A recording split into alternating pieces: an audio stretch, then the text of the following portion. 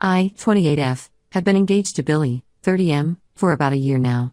We're planning our wedding for this fall, and it's been a roller coaster of emotions. My sister Catherine, 25F, has always been particular about food, but lately, it's gotten out of hand and is causing serious problems in our family. To give some background, Catherine and I grew up in a close-knit family. Our parents, Lorraine, 54F, and David, 56M, always emphasized the importance of family time, especially around meals. Mom is an incredible cook. She actually trained as a chef before deciding to become a teacher. Her passion for cooking was a huge part of our childhood. I have fond memories of helping her in the kitchen, learning family recipes passed down from our grandmother. Catherine, on the other hand, was always a picky eater. As a toddler, she would throw tantrums if her foods touched on the plate. In elementary school, she went through a phase where she would only eat white foods. Our parents tried everything, from hiding vegetables in sauces to letting Catherine help plan meals. Nothing seemed to work long-term. As we got older, Catherine's pickiness evolved. In high school, she went through various fad diets, vegan, paleo, keto, you name it, she tried it.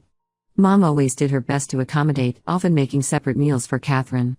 I remember feeling frustrated, thinking Catherine was being selfish and ungrateful. Despite the food issues, we were close as sisters. We shared clothes, gossiped about boys, and stood up for each other at school. When I went off to college, Catherine and I would have long phone calls every week, catching up on each other's lives. After college, I moved back to our hometown and got a job at a local marketing firm. That's where I met Billy. He's kind, funny, and gets along great with my family, especially my dad. They bonded over their shared love of terrible dad jokes and vintage cars. Catherine went to college out of state and stayed there after graduation, working as a graphic designer. She would come home for holidays and the occasional weekend. During these visits, we always had big family dinners. Mom would spend days planning the menu, making sure to include all our favorites. About 2 years ago, Catherine moved back home after landing a job at a trendy startup. We were all excited to have her back, especially Mom, who looked forward to having both her daughters nearby again. That's when the weekly family dinners started. Every Sunday, we'd all gather at our parents' house. Mom would cook up a storm, trying new recipes alongside old favorites. Billy and I would bring wine or dessert, Dad would grill if the weather was nice, and Catherine. Well, at first, she just came with her usual list of dietary restrictions. Things were okay for a while. Then, about 6 months ago, Catherine started bringing her own food to these dinners. The first time, she claimed she was trying a new diet for health reasons. We didn't think much of it. Catherine had always been into trying new eating plans. But as the weeks went on, it became clear that this wasn't just another diet phase. Catherine was flat out refusing to eat anything Mom cooked. She'd bring elaborate meals for herself, often things that clearly took hours to prepare. One week she brought a sushi platter, another time it was a multi-course Indian feast. I could see how much this hurt Mom, even though she tried to hide it. She'd ask Catherine questions about the food, trying to show interest, but Catherine would give short, almost condescending answers. It was like she was showing off, implying that her food was somehow better than what Mom had spent hours preparing. The tension kept building, but we all tried to ignore it for the sake of family harmony. Then came Thanksgiving. Mom had been planning the menu for weeks, incorporating everyone's favorites. She even found a recipe for a vegan pumpkin pie, thinking Catherine might appreciate it. Catherine showed up with her boyfriend Jake, 26M, and a huge cooler full of food. Throughout the meal, they barely touched anything Mom made, instead eating their own dishes. I watched Mom's face fall every time Catherine or Jake reached for something from their own stash instead of the beautifully prepared dishes on the table. After dinner, while everyone else was in a food coma watching football, I cornered Catherine in the kitchen. I asked her what was going on and why she kept bringing her own food. She got defensive, saying she just preferred her own cooking. I pushed harder and she finally snapped, saying Mom's cooking was bland and boring and that she and Jake enjoyed more sophisticated cuisine. I was furious. How could she be so disrespectful? Our mom, who had always bent over backwards to accommodate Catherine's picky eating, who had instilled in us a love for food and family, and this is how Catherine repaid her. We had a heated argument right there in the kitchen. Catherine accused me of always siding with Mom and never understanding her. I told her she was being selfish and hurtful. We probably would have kept going if Jake hadn't come in and practically dragged Catherine out of the house. The next few family dinners were tense. Catherine kept bringing her own food, Mom kept getting quieter and more withdrawn, and I kept getting angrier. Dad tried to play peacemaker, suggesting compromises like Catherine bringing a dish to share instead of a whole meal for herself, but she refused. Last week, we had a dinner specifically to discuss some wedding plans. I was excited to share ideas and get everyone's input. But as soon as Catherine walked in with her bags of gourmet takeout, I felt my blood start to boil. Throughout the dinner, while the rest of us tried to talk about flower arrangements and seating charts, Catherine made a big show of unpacking her meal. She had brought some kind of deconstructed salad that required assembly at the table. The clink of her fancy containers and the rustle of packaging kept interrupting our conversation. I watched Mom's face as she looked at the untouched casserole she had made, one of Catherine's childhood favorites. That was the last straw for me. After everyone left, I called Catherine.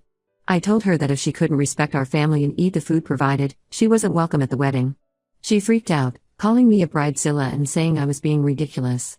She accused me of using the wedding to punish her for her dietary choices.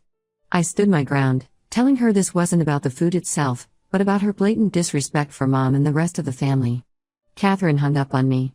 Now she's telling everyone who will listen that I'm excluding her from my wedding over food. Some of our cousins think I'm overreacting, but our aunts and uncles, who have witnessed Catherine's behavior at recent family gatherings, are on my side. Our parents are caught in the middle. Dad thinks I'm being too harsh and that we should find a compromise. Mom hasn't said much, but she quietly thanked me for standing up for her. Billy is supportive of my decision but worried about the long-term impact on the family. He comes from a small family himself and values the big, close-knit dynamic of mine, or at least, what it used to be. I'm standing firm on my decision about the wedding, but I'd be lying if I said I wasn't conflicted. Catherine and I have always been close despite our differences. The thought of her not being at my wedding hurts, but the thought of watching her disrespect our family on what's supposed to be the happiest day of my life hurts even more. Am I the asshole here? I feel like this goes beyond just food preferences and gets to the heart of how Catherine treats our family, especially our mom. But am I letting my anger cloud my judgment? Should I try to find a compromise, or stick to my guns? Edit. To clarify some points that have come up in comments, Catherine has no known food allergies or medical dietary restrictions. Mom always makes sure there are vegetarian/vegan options available, so that's not the issue. When I say Catherine brings elaborate meals, I mean things like homemade sushi, fancy pasta dishes, or multi-course meals. It's clearly not just about having a quick alternative. Yes, we've tried talking to Catherine as a family. She either gets defensive or promises to do better, but nothing changes. Update 1. It's been about a month since my original post, and the situation has only gotten more complicated. After our argument, Catherine and I didn't speak for a couple of weeks. The silence was deafening. We hadn't gone this long without talking since she went to college. Even then, we'd at least text or send each other memes on Instagram. Eventually, our mom convinced me to reach out and try to smooth things over. She reminded me of how close Catherine and I used to be, recounting stories of us as kids, how I'd stand up to bullies picking on Catherine in elementary school, or how Catherine would always let me borrow her clothes in high school, even though I usually stretched them out. Feeling nostalgic and a bit guilty, I agreed to meet Catherine for coffee at our favorite local cafe, the same place we used to hang out in high school, gossiping about crushes and planning our futures. I arrived early, nabbing our usual corner table and ordering Catherine's favorite lavender latte, hoping it would serve as a peace offering. As soon as Catherine walked in, I could tell this wasn't going to be the reconciliation I'd hoped for. Her face was set in a hard line, and she didn't even crack a smile at the sight of her favorite drink waiting for her. Before I could even open my mouth to greet her, Catherine launched into a tirade. She accused me of trying to control her and force her to eat food she didn't like. She brought up incidents from our childhood, times when I'd tease her for being picky, or when I'd get annoyed at Mom for making separate meals for her. She said I'd always taken Mom's side and never considered her feelings. I was stunned. Yes, I'd sometimes been frustrated with Catherine's pickiness growing up, but I thought we'd moved past all that. I tried to explain that this wasn't about old childhood squabbles, but about her current behavior and how it was affecting the family. That's when Catherine dropped a bombshell that shed new light on the situation.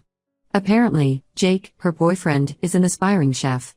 He's been taking culinary classes at the local community college and dreams of opening his own restaurant someday. Catherine admitted that a big part of why she's been bringing her own food to family dinners is to showcase Jake's cooking skills. I was floored. All this drama, all this hurt caused to our mom, just to show off her boyfriend's cooking? I pointed out that there were much better ways to do this, like offering to cook for the family sometimes or bringing a dish to share. Catherine got defensive again, saying Jake was too good to cook in our mom's outdated kitchen. The conversation quickly spiraled from there. Catherine accused me of being jealous of her relationship with Jake and said I was threatened by his culinary talent. She even went so far as to suggest that Billy probably wished I could cook as well as Jake does. That was the final straw for me. I reminded Catherine that Billy had always loved our mom's cooking and often asked for recipes to try himself. I told her that not only was she still uninvited from the wedding, but I didn't want her in my life at all until she could learn to respect our family. Catherine stormed out of the coffee shop, nearly knocking over a waitress in the process. As I sat there, staring at her untouched lavender latte, I felt a mix of anger, hurt, and overwhelming sadness. How had we gone from being best friends to this? When I got home and told Billy what happened, he was furious on my behalf. He suggested we elope to avoid all this family drama, but I don't want to let Catherine's behavior ruin our plans. We've always dreamed of a big family wedding, and I don't want to give that up. The fallout from this meeting has rippled through the entire family. Our younger cousins are siding with Catherine, saying I'm being old-fashioned about food and not embracing modern culinary experiences. They've started a group chat, which I was obviously not invited to, where they share pictures of their elaborate home-cooked meals, tagging Catherine and Jake. Our aunts and uncles are mostly on my side, having witnessed Catherine's behavior at recent family gatherings. Aunt Carol, Mom's sister and a straight shooter if there ever was one, called Catherine's behavior downright disrespectful and told her as much at a recent family birthday party. Our parents are caught in the middle, trying desperately to keep the peace. Mom has stopped cooking for family gatherings altogether, saying she'd rather order takeout than deal with the stress. Dad has taken to having men's nights with Billy and Jake, I suspect in an attempt to smooth things over, but it doesn't seem to be working. I'm standing firm on my decision about the wedding, but I'm worried about the long-term impact this will have on our family. Holidays, which were once a time we all looked forward to, now loom on the horizon like dark clouds. Billy has been my rock through all of this, but I can tell he's worried too. He comes from a small, not particularly close family, and I know he was excited to be part of our big, boisterous clan. Now, he's wondering if he's walking into a minefield. I find myself lying awake at night, replaying memories of Catherine and me as kids, wondering where it all went wrong. Was I too hard on her? Did I miss signs that she was unhappy? Or is she really just this selfish? I'm at a loss for what to do next. Part of me wants to reach out to Catherine again, to try and salvage our relationship. But another part of me is still too hurt and angry. Is there any way to salvage this situation without completely giving in to Catherine's ridiculous behavior? Update 2. It's been a few weeks since my last update, and things have taken an unexpected turn. After our disastrous coffee shop meeting, Catherine seemed to back off a bit. She stopped showing up to family dinners altogether, which was both a relief and a source of tension for our parents. Then, last weekend, we had a big family barbecue for our cousin Alex's 30th birthday. It was at our aunt and uncle's place, which has a huge backyard perfect for these kinds of gatherings. Usually, these events are full of laughter, music, and the smell of grilling meat. This time, there was an undercurrent of tension that everyone could feel but no one wanted to address. Catherine showed up late, without Jake, and for once, without any of her own food. At first, I was hopeful that maybe she had finally come around. She was quieter than usual, not joining in the usual family banter. I noticed her checking her phone frequently, a worried look on her face. Just before Uncle Rob was about to start serving the food, Catherine pulled me aside and asked if we could talk privately. We ended up in the guest room, sitting on the edge of the bed like we used to do when we shared a room as kids. That's when Catherine broke down in tears. Between sobs, she confessed that she and Jake had broken up a few days ago. Apparently, she had caught him cheating on her, with one of his culinary school classmates, no less. As the story poured out, I felt a mix of emotions, anger at Jake for hurting my sister, a bit of smug satisfaction that he wasn't as great as Catherine had made him out to be, but mostly, overwhelming sympathy for Catherine. She admitted that the whole sophisticated food thing had been Jake's idea from the start. He had convinced her that our family's tastes were pedestrian and that by bringing his cooking to family events, they could educate us. Catherine, wanting to support his dreams and honestly, a bit dazzled by his culinary skills, had gone along with it. The kicker? Catherine confessed that she actually missed our mom's cooking. She talked about craving mom's lasagna, her eyes welling up with tears again as she described the perfectly crispy edges and gooey cheese. I was shocked and, if I'm being honest, a little smug at first. But seeing how devastated Catherine was, I couldn't stay angry. We ended up talking for over an hour, with Catherine apologizing profusely for her behavior over the past months. She told me about how insecure she'd felt coming back home after college. While I had a steady job and a great relationship, she felt like she was floundering. Jake had seemed so confident, so sure of his path, that she latched onto his dreams as a way to feel like she had direction too. As we talked, I started to see my little sister again, the girl who used to crawl into my bed during thunderstorms, the teenager who cried on my shoulder after her first breakup. I realized how much I had missed her.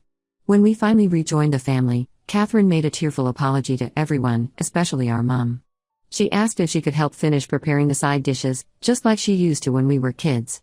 The look of joy on our mom's face was indescribable. She wrapped Catherine in a big hug, and soon they were in the kitchen together, laughing as they tried to remember the secret ingredient in Grandma's potato salad recipe. The rest of the barbecue was actually really nice. It felt like we had our old Catherine back. She raved about the food, especially Uncle Rob's famous ribs, and even asked Mom for some recipes to take home. After the party, I talked to Billy about the situation. We agreed that if Catherine's behavior stays consistent, we'll re-invite her to the wedding. I'm cautiously optimistic but also wary of getting my hopes up too much.